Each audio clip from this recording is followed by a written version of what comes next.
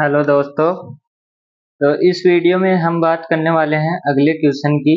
A roller of weight, जिसका weight हमको दिया हुआ है 1000 newton, rests on a smooth incline plane.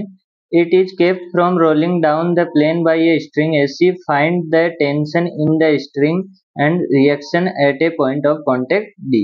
यानी कि ये सेटअप हमको दिया हुआ है और यहाँ पे क्या है, एक रोलर लगा हुआ है और ये रोलर किससे टाइट है, हमारे पास एक रस्सी से, जिसके अंदर हमको टेंशन टी निकालना है और हमको यहाँ का रिएक्शन फोर्स निकालना है। तो किसी भी क्वेश्चन को करने से पहले मैंने सबसे पहले आपको बताया था कि सबसे पहले आप क्या बनाएंगे, उसका free body diagram. Free body diagram बनाएंगे तो सबसे पहले आप क्या देखेंगे, फोर्स देखेंगे। फोर्स कौन कौन से, उसका वेट, उसका टेंशन, उसका नॉर्मल फोर्स और उसका टच फोर्स, ये चीजें आप देखेंगे। तो सबसे पहले मैंने क्या लगाया, वेट लगाया। तो ए फोर्स इसका यहाँ पे क्या होगा, वेट होगा। अब वेट लगाने के बाद क्या लगाते हैं, टच फोर्स। टच कहाँ कर रहा है, डी पे, तो यहाँ पे एक टच फोर्स भी लगेगा, उसको नाम दे दिया मैंने एन। एक टच फोर्स लगा। उसके बाद हम आते हैं किस पे, रोप पे। रोप लगी हुई है, रोप लगी हुई है, तो यहाँ पे एक हमारे पास रोप फोर्स भी लगेगा, यानी कि एक टेंशन लगेगा जो इधर की साइड लगेगा। और फ्रिक्शन यहाँ पे है नहीं, क्योंकि इसने बोला है हमारे पास स्मूथ इंक्लाइन प्लेन। स्मूथ का मतलब ही हम क्या मानते हैं कि फ्रिक्शन नहीं है। अब हमको क्या करना है, इसको सोल्व करना है। सोल्व करने के लिए सबसे पहले मैं सी पॉइंट का क्या करूंगा, एक पॉइंट बनाता हूं। जैसे ये मेरा सी पॉइंट है, यहाँ पे लगा क्या, डब्लू, यहाँ पे लगा टेंशन और यहाँ पे लगा नॉर्मल। ये तीन फोर्स इस पे काम कर रहे हैं, जिसमें से W की वैल्यू हमको पता है और T और N की वैल्यू नहीं पता है। अब आप इसके अंदर आएंगे तो आप सबसे पहले क्या करेंगे, इसको हमको रिजोल्व करना है, क्योंकि दो फोर्स हमारे किसी भी तरीके से सही नहीं है। तीनों फोर्स अलग अलग डायरेक्शन में है, हमको इनको क्या करना है, प्रॉपर एक्स वाई में लेके आना है, जिससे हम क्या कर सकें, आसानी से इनका एंगल निकाल सकें या फिर इसको रिजोल्व कर सकें।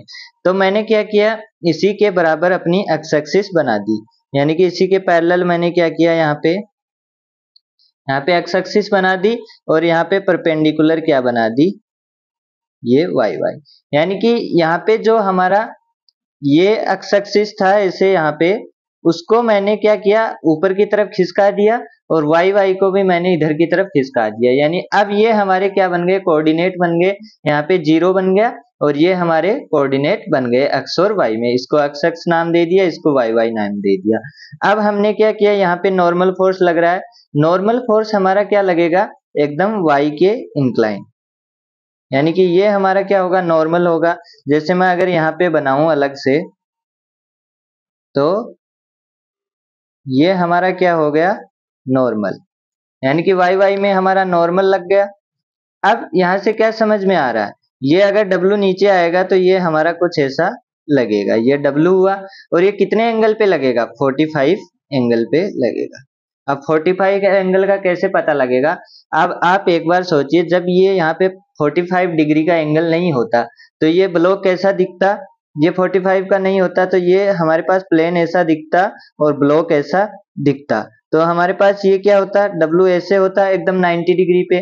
अब हमने क्या किया, इसको उठाना चालू कर दिया, इसको उठाना चालू कर दिया तो ये भी इधर, मतलब ये ऐसे बना और ये ऐसे बना। तो ये जो W था ये भी क्या हो गया, उठने लग गया, और उठने लग गया तो इसने भी कितना एंगल बना लिया, अपना एंगल बना लिया 45 डिग्री। तो 45 हमारे पास आ गया। इसको मैं अगर बनाऊं तो ये हमारे पास कैसे दिखेगा, ये कौन से क्वाड्रेंट में हुआ, ये हमारे पास फोर्थ में हुआ, तो ये हमको ऐसा दिखेगा। और ये हमारे पास 45 डिग्री एंगल और ये W। अब हमको क्या करना है, टी का लेना है।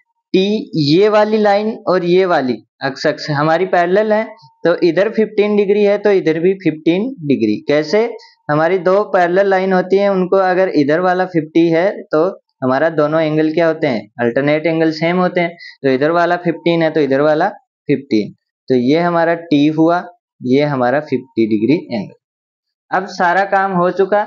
अगर आपको ऐसे समझ में नहीं आ रहा है तो आप इसको ऐसे समझ सकते हैं, क्योंकि अब ये जो हमारा सेम है दोनों, यहाँ से आप देखेंगे तो ये हमारी क्या बन रही है, एक्स एक्सिस, और ये हमारी क्या बन रही है वाई एक्सिस, ये इधर 45 पे आया, ये इधर 15 पे आया और ये नॉर्मल हमारा वाई वाई में हो गया।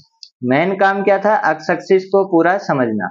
अब इसकी इक्वेशन लगा देते हैं तो हमारे पास क्या होगा, अगर W एक्स एक्स में देखूं तो हमारे पास क्या होगा, W cos 45 इक्वल्स टू किसके बराबर होगा, T cos 15 की।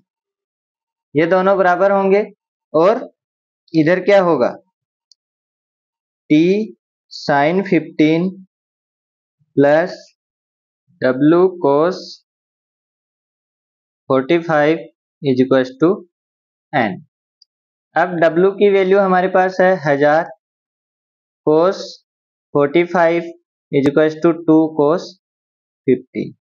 ये हुआ तो ये वैल्यू हमारे पास क्या आ गई 1000, इसकी वैल्यू होती है 1/√2 अपॉन cos 15 की वैल्यू हम किससे निकाल लेंगे, कैलकुलेटर से। तो हमारी t की वैल्यू कितनी आ जाएगी, t की वैल्यू हमारे पास आएगी 732.752। ये वैल्यू हमारे पास किसकी आ जाएगी, न्यूटन में। आपको ध्यान ये रखना है, आपको 3 डिजिट तक वैल्यू रखनी है। जब भी आप काम में लेंगे 3 डिजिट तक वैल्यू लेंगे, 2 तक लेंगे आपका करेक्शन बहुत ज्यादा आ जाएगा। अब ये t की वैल्यू मेरे पास आ गई, मेरे को n की वैल्यू भी पूछी है तो यहाँ पे t की वैल्यू रिप्लेस कर दूंगा।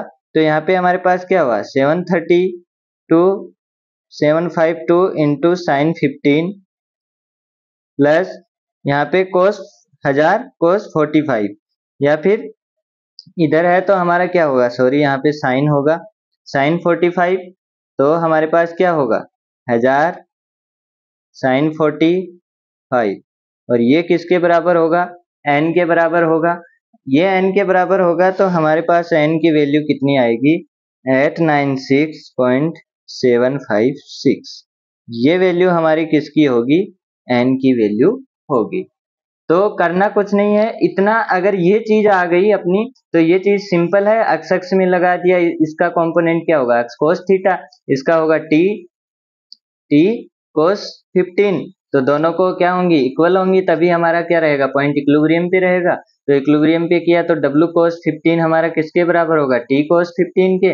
T sin 15 हमारा किसके बराबर होगा, W sin 45 के।